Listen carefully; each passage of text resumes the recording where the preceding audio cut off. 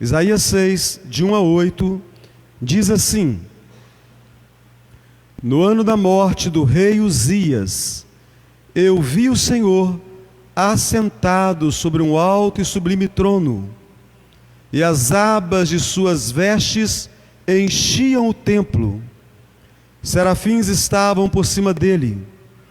Cada um tinha 6 asas. Com 2 cobria o rosto, com 2 cobria os seus pés, e com 2 voava. E clamavam uns para os outros, dizendo: Santo, Santo, Santo é o Senhor dos exércitos. Toda a terra está cheia da sua glória. As bases do limiar se moveram à voz do que clamava, e a casa se encheu de fumaça.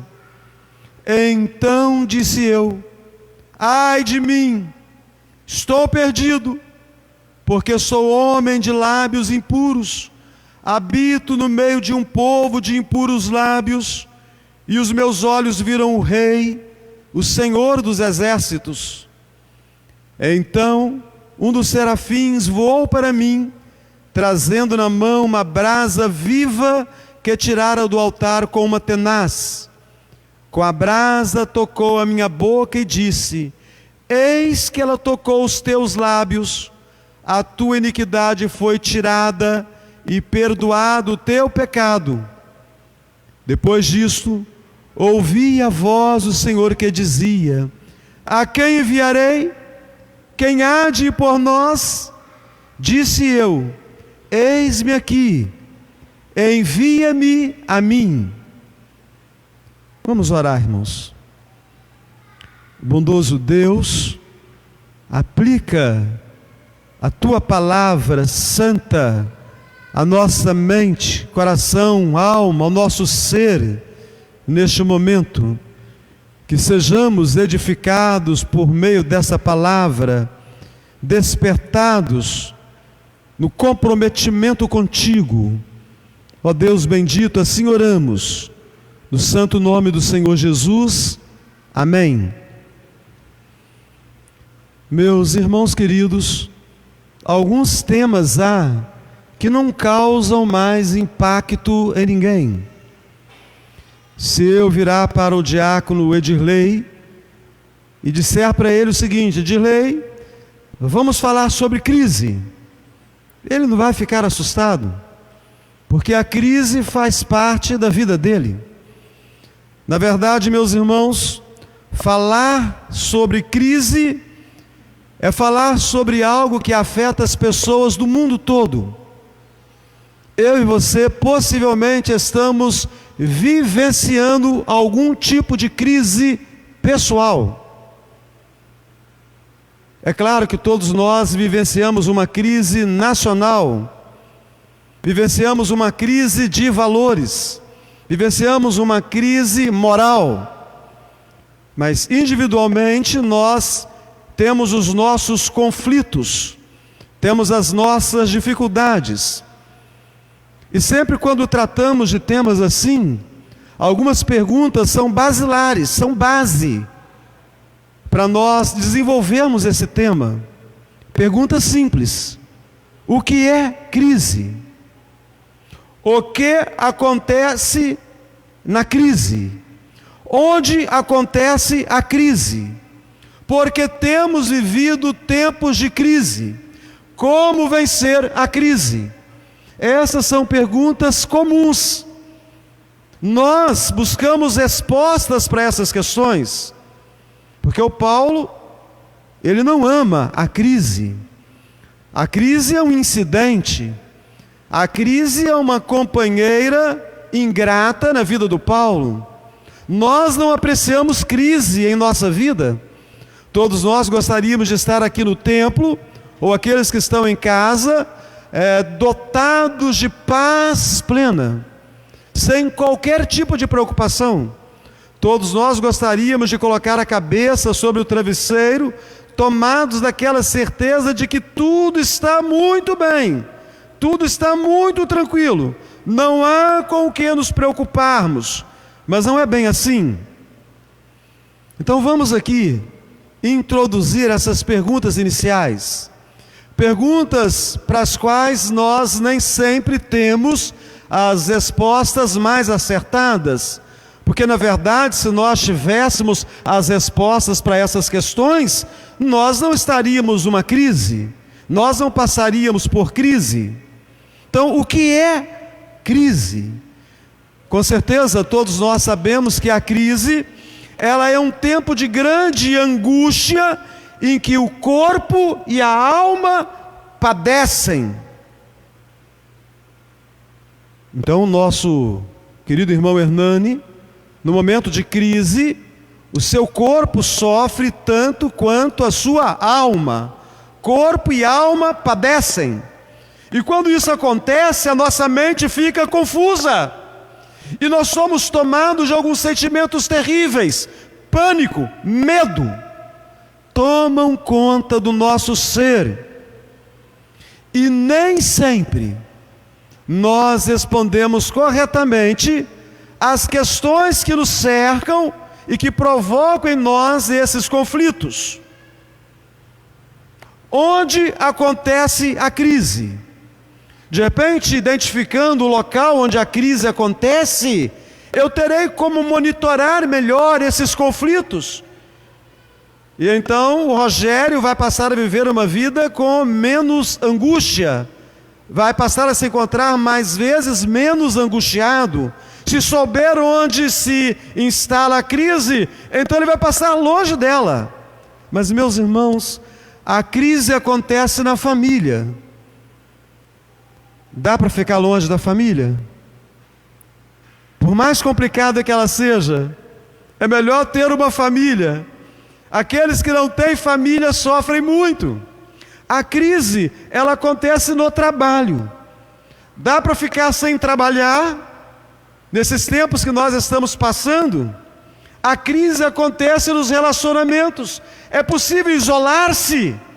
Até na igreja você vem, se assenta, participa das atividades e assim que encerra, imediatamente passa pela porta e vai para casa, porque a crise está nos relacionamentos. Eu não quero ter crise, então eu não quero ter relacionamentos.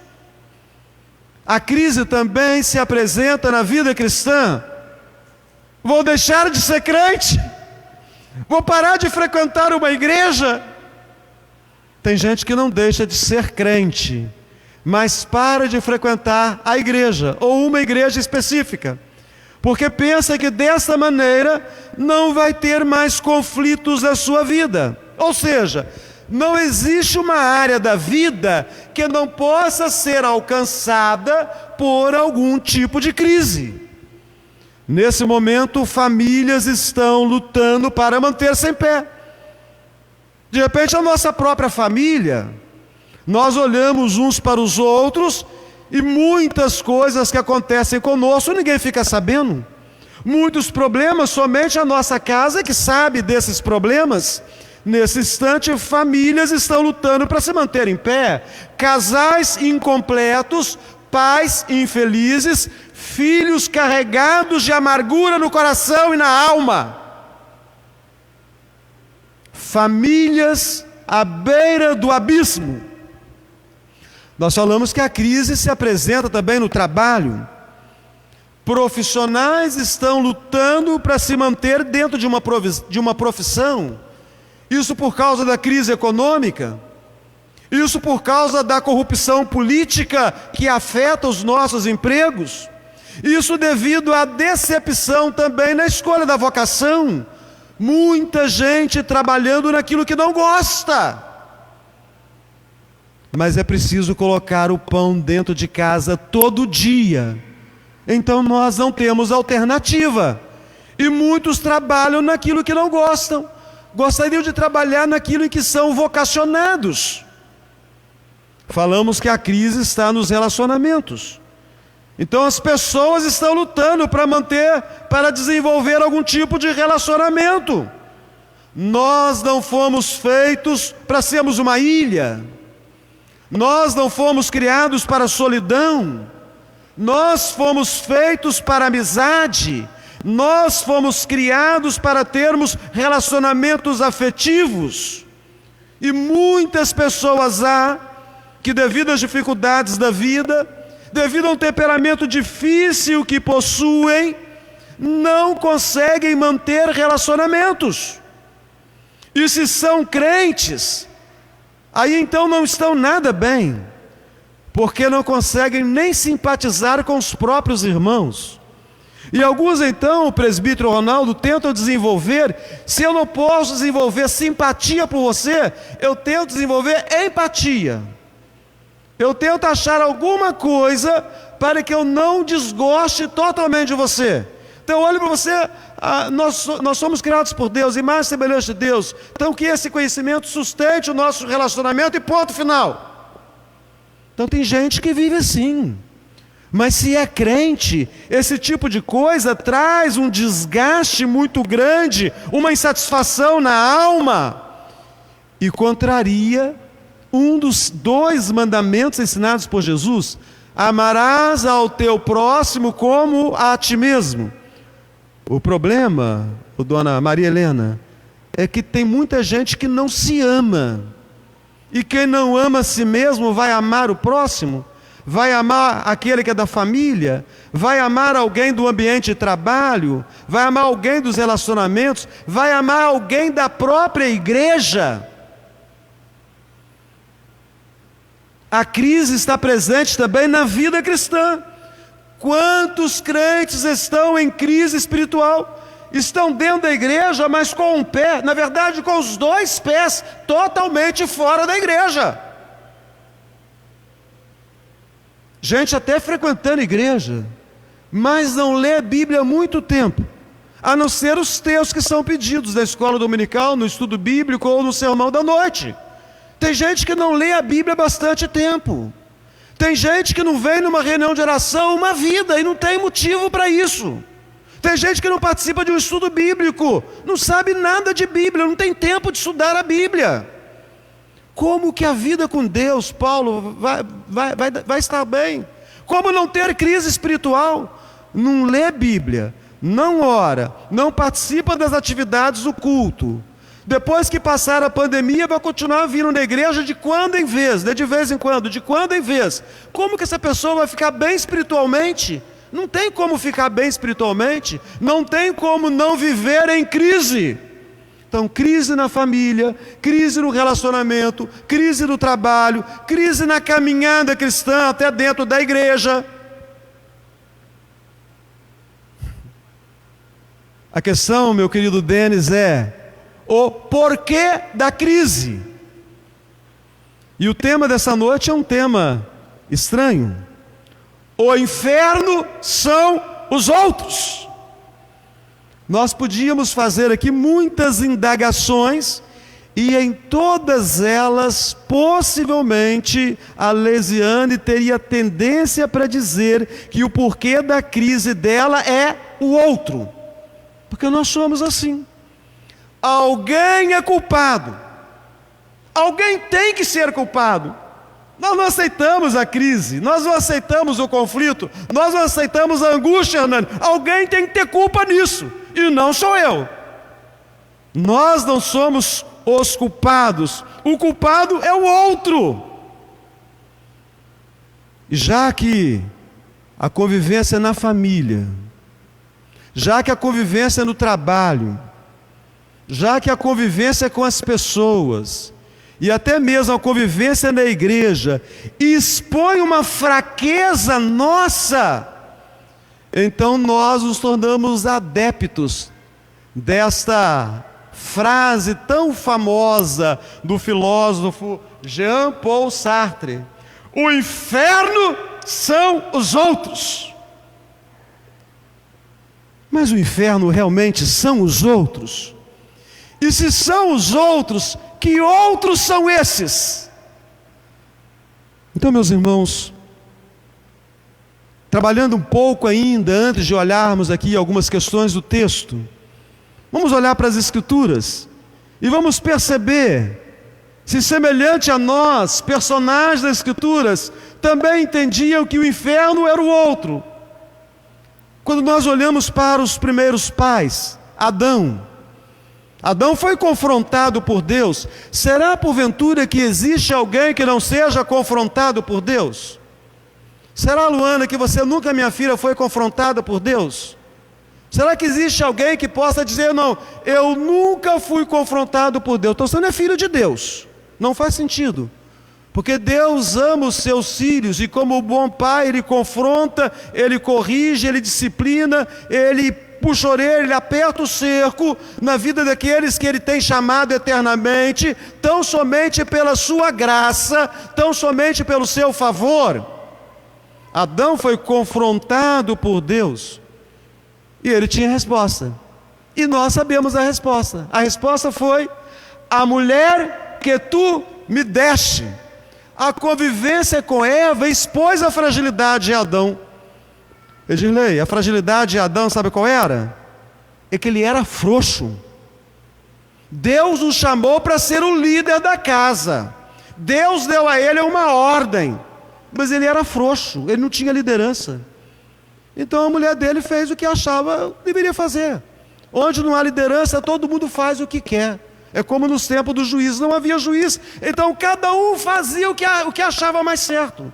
Se cada um faz o que acha mais certo, de que maneira isso vai terminar? Isso não vai terminar bem. Então, a convivência com Eva mostrou que ele era um cidadão frouxo. Ele não tinha liderança. Então a mulher dele fazia o que queria fazer e fazia coisas erradas e ele então obedecia a ela. Para Adão, o inferno dele foi Eva. No começo, a primeira vez que vê Eva, ele fica maravilhado. Esta é o osso dos meus ossos, é carne da minha carne, chama-se a varoa, porque do varão foi tomada. Mas agora, quando ele é confrontado por Deus, o seu inferno era antes aquela que era a sua veneração. Quando nós olhamos para Noé, o episódio mais constrangedor na vida de Noé não foi ele ter entrado naquela arca, a porta ter sido fechada e ele lá dentro com a família dele, os animais, ouvindo o povo do lado de fora, desesperado, gritando: Noé, abre-nos a porta. Ele não podia abrir. O momento mais constrangedor da vida de Noé não foi esse, foi depois do dilúvio. Porque agora sai ele e a família dele para um novo mundo, para viver a vida que agrada a Deus. E ele planta uma vinha, e ele colhe o fruto, a uva, e ele faz o vinho, e ele então se embriaga, e fica louco, e ele fica nu, e ele paga o maior mico, ele faz feio demais, e um dos filhos dele vê aquilo e zomba dele, e ele tão covarde, ele não amaldiçoa nem o filho não, ele amaldiçoa o neto, ele amaldiçoa a geração do filho dele. O problema de Noé foi a bebida, o problema de Noé foi a falta de domínio próprio, mas para ele o inferno dele foi o neto dele, foi o filho, mas ele desforra no neto. E Davi, o grande guerreiro, o grande rei, o homem segundo o coração de Deus, um tempo em que ele deveria estar nas guerras, mas ele fez a opção de ficar no palácio. E lá no palácio, lá no terraço, ele vê uma bela mulher, perfeita, e ele se afeiçoa àquela mulher, ele adultera com aquela mulher e ela engravida dele. E ele não tem outra forma de esconder aquela situação e ter aquela mulher finalmente para si. Então, depois de estratégias terríveis e demoníacas, ele mandou matar o marido da mulher com a espada dos inimigos. Mas na verdade, enquanto os inimigos matavam aquele homem, era as mãos de Davi que estavam naquela espada. Para Davi, o inferno dele era Batseba. Para Davi, o inferno dele era Urias. Percebem? Respostas erradas aos problemas vividos. Eu e você fazemos as mesmas coisas. Nós damos respostas erradas aos problemas que nós estamos vivendo. O inferno de Adão, o inferno de Noé, o inferno de Davi, o meu inferno, o seu inferno, não é o outro não. é o pecado que nós mesmos temos cometido contra o nosso Deus. Por que eu estou em crise? Por causa do pecado. Por que você está em crise? Por causa do pecado. Feitas essas perguntas iniciais, então nós vamos à pergunta que nós consideramos a mais importante. Quem sabe eu vou ter respostas para essas questões? Então a pergunta seria: como vencer a crise? E agora então nós vamos apelar aqui para o texto, observando apenas algumas porções do texto. Não vamos trabalhá-lo de forma expositiva, vamos observá-lo de forma textual, temática. Então observa bem, como vencer a crise? Eu venço a crise olhando para cima, porque quando eu olho para cima, eu vejo que há um trono, e eu descubro que alguém está sentado nesse trono, e que esse alguém não é inerte, esse alguém está no controle. O versículo 1, a parte B dele: vi o Senhor assentado sobre um alto e sublime trono. Leia comigo. Vi o Senhor assentado sobre um alto e sublime trono. Meus irmãos, uma coisa que eu não posso esquecer: Deus está no trono. Deus não será apanhado de surpresa com as nossas crises. A Eliane não vai abalar o trono de Deus com os conflitos da existência humana dela. Deus está assentado sobre um alto e sublime trono, reinando o tempo todo. A terra é governada pelos céus, a igreja é governada pelos céus. Eu e você somos governados pelos céus. De Gênesis a Apocalipse, Deus está no controle. O pecado de Adão, a rebelião de Babel, a geração de Noé não surpreenderam a Deus, porque Deus governa. Quando nós olhamos o livro de Isaías, nações como o próprio Israel, que era nação irmã, mas que traiu Judá muitas vezes, ou inimigos consumados, conhecidos como a Síria, o Egito, a Assíria, a Babilônia, surpreenderam muitas vezes a nação de Judá, mas nunca surpreenderam a Deus, porque Deus está no trono. Quando nós olhamos para o Apocalipse, a fúria, o poder, o ódio, a sedução do dragão, do anticristo, do falso profeta, da grande meretriz, poderão surpreender a igreja nos últimos tempos, mas não podem surpreender a Deus, porque Deus reina absoluto.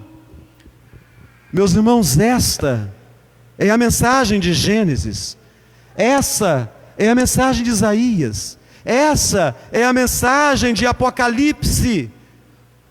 As porções que eu citei aqui resumidamente desses livros, na verdade essa é a mensagem que nós percebemos em toda a Escritura Sagrada. Deus está no trono. Então, dona Dilma, irmã querida, não importam as crises pelas quais a irmã esteja passando hoje, Deus reina, Deus está no comando, Deus vai colocar as coisas nos seus devidos lugares, Deus vai colocar os inimigos debaixo dos nossos pés. Eu não preciso me desesperar, nem um fio de cabelo vai cair da cabeça sem que Deus o permita. Deus reina. Na crise, olha para cima, há um trono, alguém assentado, governando, reinando de forma absoluta. Como vencer a crise? Olhando para dentro de mim mesmo. E ao olhar para dentro de mim mesmo, eu devo clamar pela misericórdia de Deus. Olha o versículo 5. Então disse eu: ai de mim, estou perdido, porque sou homem de lábios impuros. Eu quero que você leia comigo, mas leia com entonação. Faz de conta que é você. Deveria ser você essa noite. Deveria ser eu essa noite. Vamos ler juntos. Então disse eu: ai de mim, estou perdido, porque sou homem de lábios impuros. Ai, irmãos, nós cometemos o mesmo erro de Isaías, porque nós olhamos o versículo 5, conectando a parte A dele com a parte B dele, e nós nos maravilhamos. Que grande homem foi Isaías! Sou homem de lábios impuros e habito no meio de um povo de impuros lábios. Geralmente nós pregamos dessa maneira, mas nós estamos esquecendo que esse texto está preso a um contexto, que nós não podemos usar o chamamento de Isaías e a experiência dele de forma isolada do livro escrito por ele. Nós precisamos olhar o capítulo anterior, o capítulo 5. Nós vamos perceber aqui que antes de Isaías contemplar a Deus, antes de Isaías olhar para dentro de si mesmo, ele olhou para algumas pessoas. Ele disse: ai dos gananciosos, no versículo 8 do capítulo 5. No versículo 11, ai dos beberrões. Depois ele fala: ai dos injustos, ai dos corruptos moralmente, ai dos soberbos, ai dos farristas. Não é assim que nós fazemos? Ai do outro. Ah, como que esse sermão foi bom para o fulano. Fulano não veio no culto hoje não. Ah, mas tomara que ele esteja assistindo o culto online. Esse sermão é muito bom para ele. Nós fazemos como Isaías. Primeiro nós olhamos o outro, olhamos a questão do outro, mas agora, quando ele tem uma experiência com Deus, quando o Senhor o vê, esse é o problema, Paulo. Você viu a Deus no culto? O Senhor viu você no culto? Você tem consciência de que o Senhor te viu no culto? Isaías está no templo. Ele tem uma visão do trono de Deus, da glória de Deus. Ele vê seres celestiais, é a humildade desses seres diante daquele que reina eternamente. Ele não tem dúvidas que Deus o vê. Enquanto eu não entendo que Deus me vê, eu vejo o pecado do outro com uma facilidade muito grande. Mas quando eu entendo que Deus me vê, quando eu entro para o culto para adorar a Deus, quando eu adoro a Deus em espírito e verdade, e eu tenho uma visão de Deus no culto, então o meu coração é tomado de pavor, de terror, de medo. E é o que acontece agora com Isaías. Ai dos gananciosos, ai dos beberrões, ai dos injustos, ai dos corruptos moralmente, ai dos farristas, ai de mim. Que pena, Hernani, que muitas vezes nós entramos para o culto soberbos e saímos mais soberbos ainda. Entramos santos e saímos achando que somos mais santos ainda. Só quem tem um encontro com Deus consegue ver quão hediondo, quão abominável, quão terrível, quão assustador é o pecado. Só quem tem um encontro com Deus é capaz de sentir tristeza no coração por causa do pecado cometido no dia de hoje, dos pensamentos que foram manifestos no dia de hoje, as ações que aconteceram no dia de hoje. Só quem tem um encontro com Deus é capaz de sentir tristeza profunda por causa dos pecados cometidos. De repente eu e você estamos tendo muita coisa, menos uma experiência verdadeira com Deus. Porque aquele que tem uma experiência com Deus, ele é transformado de tal maneira que ele passa a olhar para dentro de si mesmo. A crise na minha vida, ela só vai ceder, Paulo, quando eu parar de olhar os outros, quando eu passar a olhar para dentro de mim mesmo. Se não houver confissão de pecados, não haverá também o perdão que vem da parte de Deus. E o nosso Deus é Deus de perdão. Nós já temos falado que Ele lança o perdão para bem longe, lá no mar do esquecimento, nas profundezas do mar, que Ele pisa o pecado, o inimigo, Ele pisa aos pés o nosso inimigo, que é o pecado. Ou seja, Deus mesmo pode transformar a mim e a você essa noite. Nós vamos continuar pecando, mas nós vamos sempre sentir uma tristeza profunda por causa do pecado. E vamos todos os dias estar clamando a renovação de Deus nas nossas vidas. É possível, irmãos. A Bíblia diz que a mulher samaritana recebeu nova vida. A Bíblia diz que Zaqueu achou paz para o seu coração. A Bíblia diz que a mulher pecadora foi perdoada. A Bíblia diz que Bartimeu teve os olhos abertos. A Bíblia diz que o leproso foi curado da sua lepra. A Bíblia diz que o malfeitor encontrou-se no paraíso.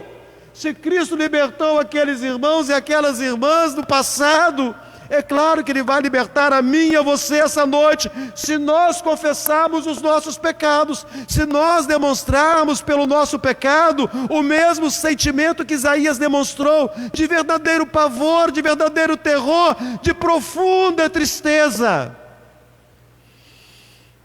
O que fazer em tempo de crise? Olhe para dentro de si mesmo.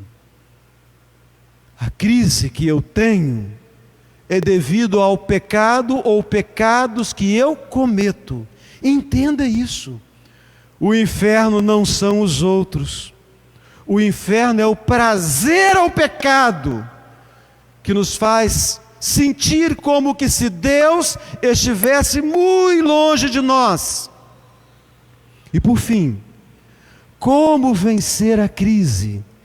Meus irmãos, se eu olho para dentro de mim mesmo, imitando ao profeta Isaías, devo imitá-lo também, olhando para fora de mim e atendendo a Deus naquilo que Ele me determina, me tornando um instrumento de transformação para o mundo.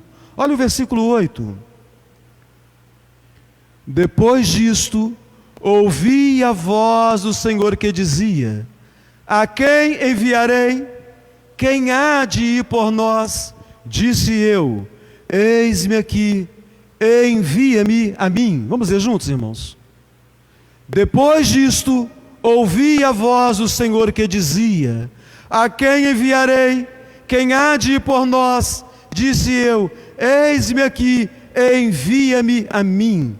Meus irmãos, vida para Deus só é possível se houver primeiro vida com Deus. Se eu não tenho vida com Deus, como é que eu vou ter vida para Deus? Como é que eu vou trabalhar para Deus, se eu não conheço a Deus, se eu não tenho experiência com Deus? Como é que eu posso ter um ministério na igreja, se não há consagração da minha vida? Qual o seu ministério? A Bíblia diz que Cristo subiu aos céus e deu dons aos homens. A Bíblia diz que nós somos um corpo maravilhoso, Cristo é o cabeça, e nós somos partes, membros desse corpo, e todos os membros são por deveras muito importantes para o funcionamento de todo o corpo. Você não pode dizer, né? Eu sou pé, eu não sou importante, eu sou mão, não sou importante, eu sou olho, não sou importante, Você não pode dizer. Todas as partes do corpo são extremamente importantes. Então, meus queridos irmãos, não tem como você desenvolver um ministério na igreja se a sua vida não está consagrada a Deus. Antes de Deus nos usar para o trabalho dele, primeiro Deus tem que trabalhar em nós. Deus tem que mudar alguma coisa em nós. A nossa adoração, ela tem que vir antes do nosso trabalho. A nossa santificação, ela tem que vir antes do nosso serviço. Não pode o meu serviço vir antes da adoração ou antes da santificação. Então, meus irmãos, não fechemos os nossos ouvidos, não endureçamos o nosso coração. O mundo inteiro é o campo de Deus. Você quer se arriscar a chegar diante de Deus com as mãos vazias? Não, eu quero chegar diante de Deus com as mãos sujas de terra. E o Senhor vai falar: cadê? Senhor, como eu sei que o Senhor é rigoroso, eu cavei um buraco na terra e enterrei o meu talento lá. Olha as minhas mãos, Senhor, elas estão sujas de terra. E o Senhor vai dizer para mim e para você, se nós apresentarmos mãos sujas de terra para Ele, né? Servo infiel, servo maldito, servo preguiçoso. Então, meus queridos irmãos, nós somos chamados a nos achegarmos diante de Deus com disposição. Nós vivemos em crise porque nós vivemos para nós mesmos. A brasa toca os lábios do profeta. O coração dele se aquece. Começa a queimar no peito dele um desejo. Uma voz se faz ouvir. Será que essa voz nunca havia sido proferida durante toda a vida do profeta? Essa voz tem sido proferida a todo instante.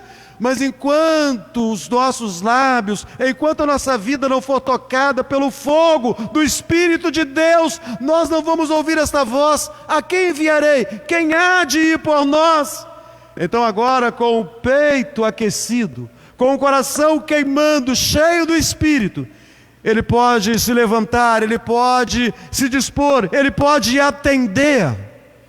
E eu e você só ficaremos livres da crise quando o Espírito de Deus operar de maneira tão maravilhosa em nós, a ponto de nós ouvirmos a voz que está sendo pronunciada todos os dias desde a nossa conversão. A quem enviarei? Quem há de ir por nós? O inferno não são os outros, com certeza. A crise está na família, nos relacionamentos, no trabalho e até mesmo dentro da igreja. Vamos olhar para cima. O salmista fala: eleva os meus olhos para os montes, de onde virá o socorro? Olhe para cima, o socorro vem de Deus. Olhe para dentro de si. Não espera o primeiro domingo do mês, não, dia da Santa Ceia. Examine-se o homem a si mesmo, e então coma do pão e beba do cálice. Examine-se agora, olhe agora. E olhe para fora de si. Há um campo gigante. E a seara as lavouras já estão brancas, prontas para a seara, para a colheita dos frutos. Mas os trabalhadores são poucos. Que coisa maravilhosa, o chamamento de Isaías foi num tempo de crise. Crise moral, crise política, crise espiritual. Nós estamos neste momento. Crise moral, crise política, crise espiritual, além da nossa própria crise pessoal. Que o bondoso Deus nos ajude. Vamos abaixar as nossas cabeças, vamos orar. Bondoso Deus, graças damos a Ti, pelo Teu cuidado conosco, pela Tua palavra que nos mostra que a crise faz parte da nossa caminhada desde o pecado de nossos primeiros pais. Adão e Eva enfrentaram grandes conflitos, passaram por uma crise profunda, porque pecaram. Assim aconteceu com Noé, assim aconteceu com Davi, assim aconteceu com tantos homens e mulheres dos quais as Escrituras nos narram, e a história da igreja também, e o mesmo tem acontecido comigo e com aqueles que participam desse culto por causa do pecado. Ajuda-nos, ó Deus, que possamos olhar para cima, que possamos olhar para dentro de nós mesmos, e que possamos olhar para fora de nós, a fim de vencermos essas crises. Assim oramos, no santo nome do Senhor Jesus. Amém.